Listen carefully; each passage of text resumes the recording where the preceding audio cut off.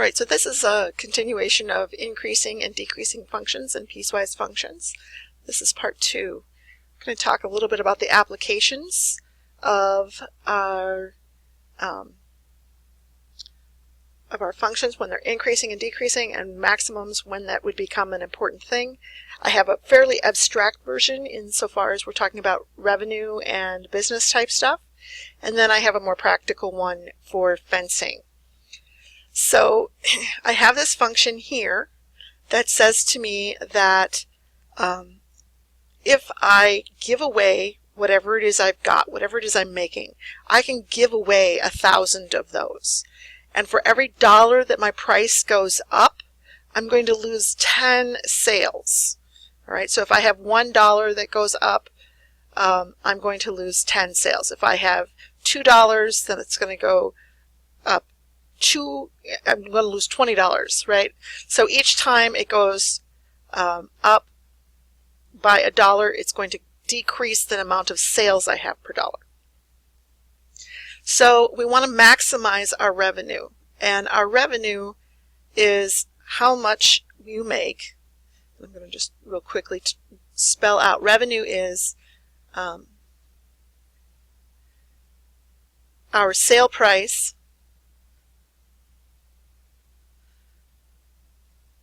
times our sales function, right? When I say that sales function, it means how many can I sell? It's this piece here. So P is our selling price. Here is our selling function. And so when we multiply these guys together, we wind up with, we're going to have a function that behaves like this. So it's going to be a P times the quantity of 1,000 minus 10p, or you can have it 1,000p minus 10p squared. So what's going to happen here is I'm going to pull up my calculator. We're going to show what happens with that. I am going to put this over here for the time being. I'm going to go ahead and turn on my calculator. I'm going to go ahead and clear this. I'm going to go to my y equals, and this is my first one. I have my 1,000x minus my 10x squared, which is this one here. All right. So this is saying that for every dollar I increase my price, I'm going to lose 10 sales. And I'm also dealing with the fact of how many dollars I'm making because I'm multiplying it by that x value, or in this case, a p value. Okay.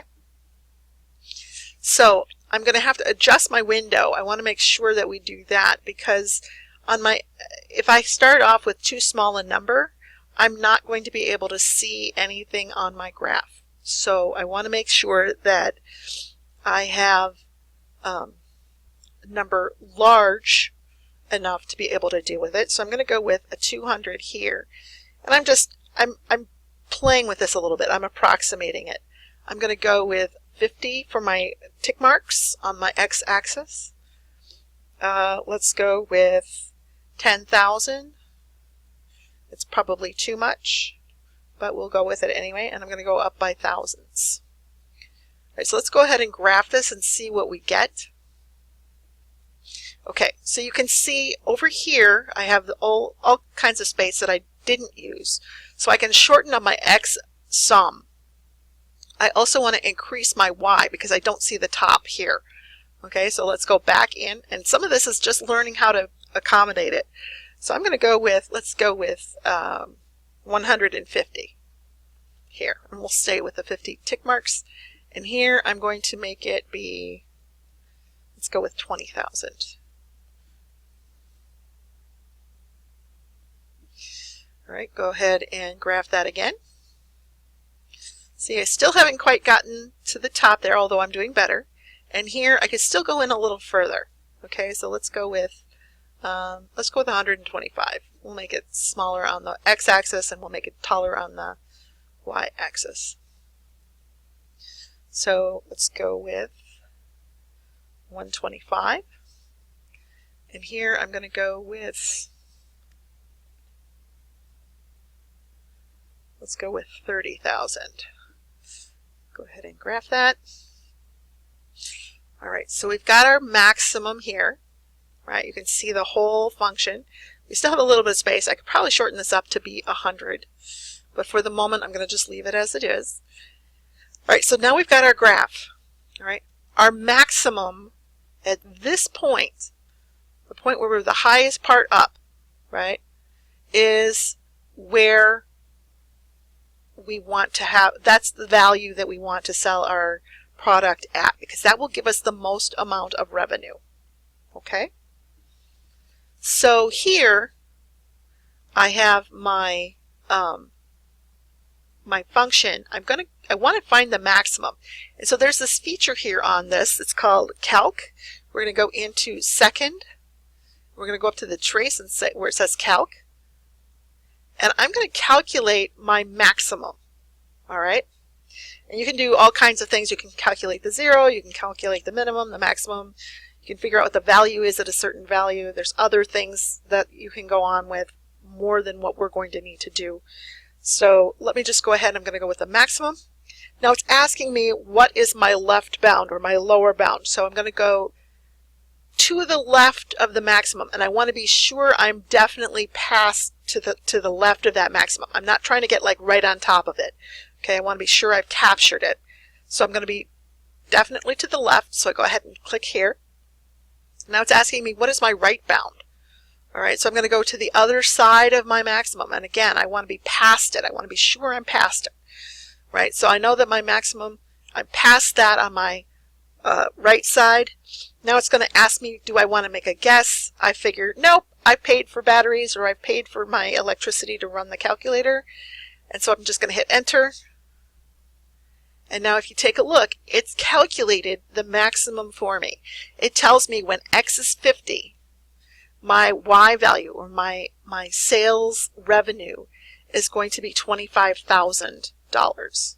All right, so this is actually really pretty powerful.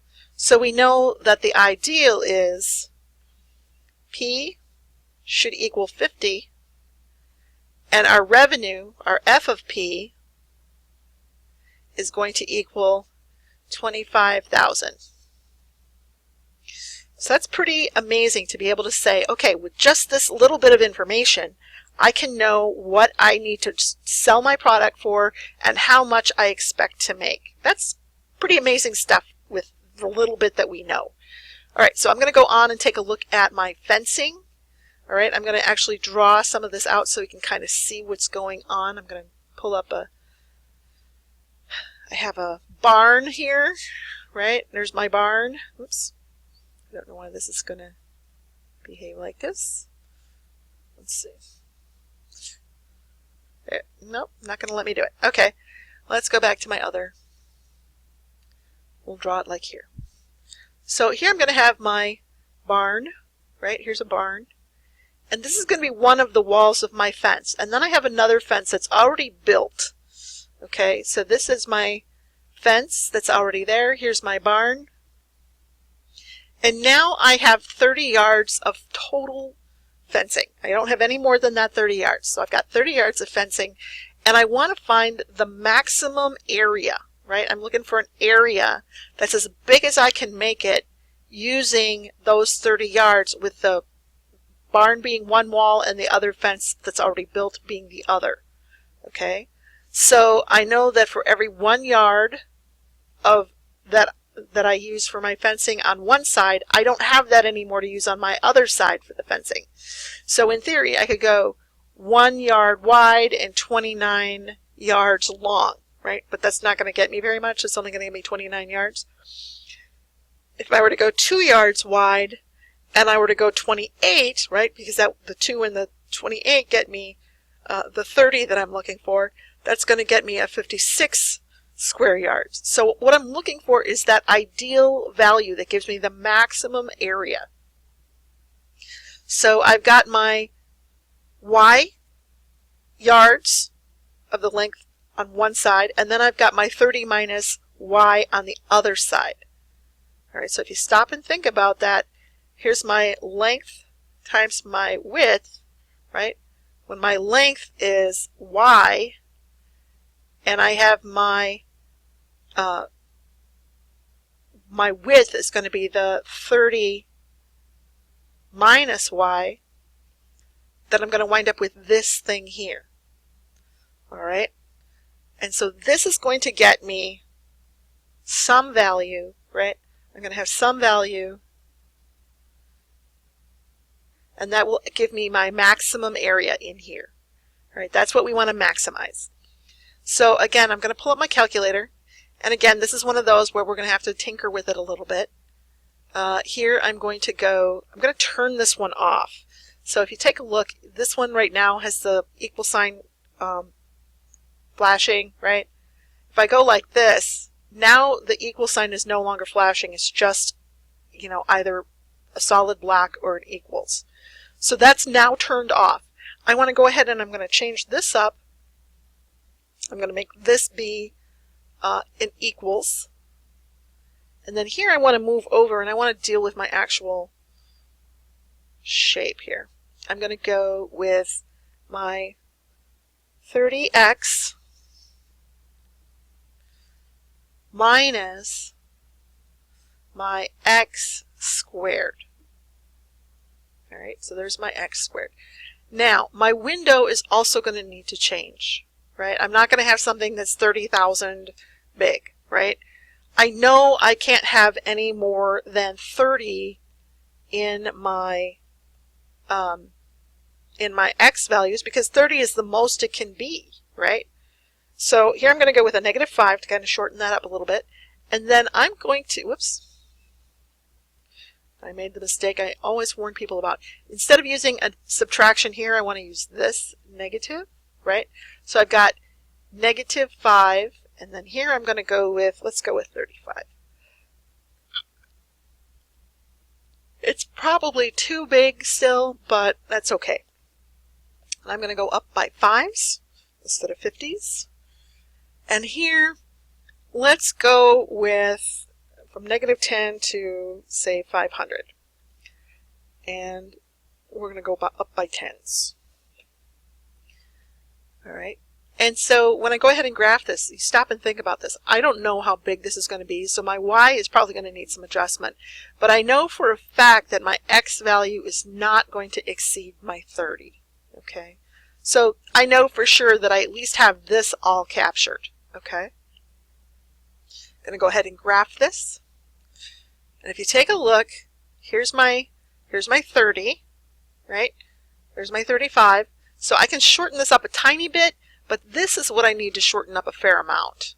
Okay? And if you wanted to kind of figure out where that would be, you could go ahead and trace. And it looks like that's going to be, if I have my x is 15, I'm going to have 225. Right? That looks close to my maximum. Let's actually go in and change my window so that it's 250, right? So I'm going to go down here to 250. So 250. And then go ahead and graph it again. And there we have a nice parabola, nice quadratic function. It curves like this. This is going to give us our maximum.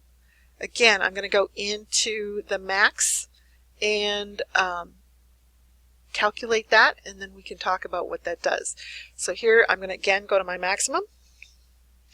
I'm going to go to the right or to the left of that so that I capture my maximum in there for sure. I'm going to go to the right of the maximum. There we go. And now it's saying at 15, my x is 15, my y is going to be 225 square yards. And actually, I think I'm going to pause here because we're getting to the end.